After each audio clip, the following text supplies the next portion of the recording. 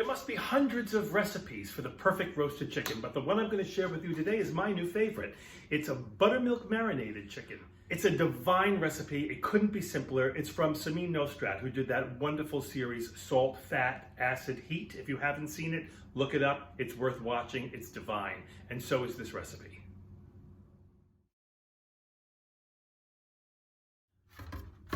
You'll only need 3 ingredients for this recipe.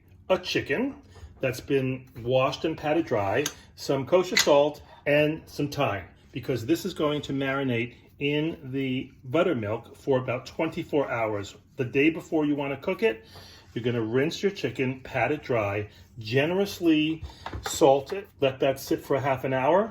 You're going to need 2 cups of buttermilk, and what we're going to do is take 2 tablespoons of kosher salt and dissolve it in the buttermilk.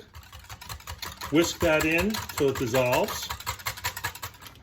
Once our chicken has rested for a half an hour, we're going to slip it into a gallon-size Ziploc bag.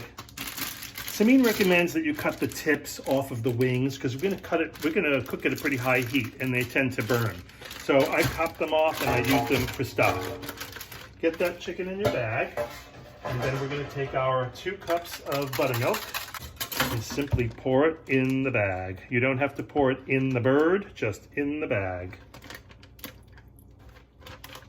We're going to seal it up. And just before that final seal, release all of the air out of it as much as you can.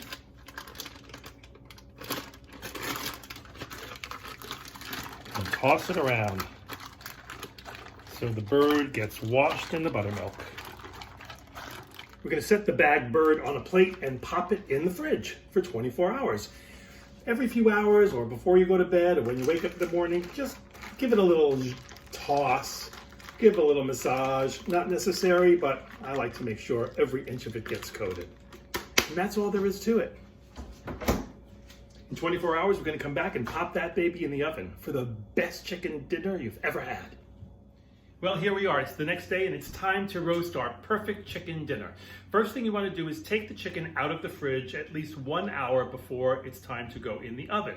Preheat your oven to 425, take the bird out of the plastic bag, take off as much of the buttermilk as is humanly possible without going crazy or scraping it down, and lay it inside of a shallow baking dish. It's best if you have a little grill on top so the drippings have somewhere to go. As you can probably tell, my roasting pan is just kind of put together. I don't really have the perfect thing, but it will suffice. And I am going to truss the legs ever so gently, not super tight. We don't want it to be all loosey-goosey when it comes out. It's already been brining in buttermilk and salt, so there's nothing to do. No other herbs, no pepper, no nothing. So simple. I'm going to set the bird right in the center of the oven in the middle rack, and I'm going to point the legs towards the back left corner.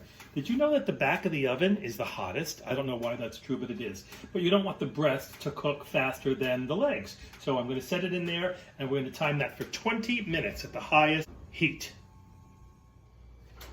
After 20 minutes, you're going to hear that bird start to sizzle and start to brown, which is exactly what we want. I'm just going to pivot it and now set those legs facing the back right direction for another 10 minutes. I'm going to decrease the heat to 400 degrees. After that 10 minutes has passed, I'm going to straighten out the bird. Oh, you can see how beautifully brown it's getting. And let's take a look at the other side. Oh, gorgeous. So this has got about another 20 minutes to a half hour to go. I'm going to lower the temperature one more time to 375 degrees. And in about 20 minutes, I'll check the inside temperature of the bird. Okay, I just took this guy out, and I gotta say, that beautiful, rich brown color is exactly what we're looking for. We want that crispy skin. I'm gonna stick my trusty thermometer into the thigh, and what I'm looking for is at least 160 to 165 degrees to know that it is perfectly done. And there we are, 165 degrees. That bird is done. It's a good idea to pick up the bird and straighten it out so that whatever liquid is inside of it can drip out into that pan. Of course, you could always run a knife between the leg and the thigh and see if the juices run clear to be absolutely sure rather than set the temperature, but I hate to let any of this lovely juice escape. I'm gonna let this bird rest for a good 10 minutes before we slice it, but I know it is ready to be devoured. I promise you it is the most tender chicken you will ever eat. Try it for yourself and find out. And thanks for watching.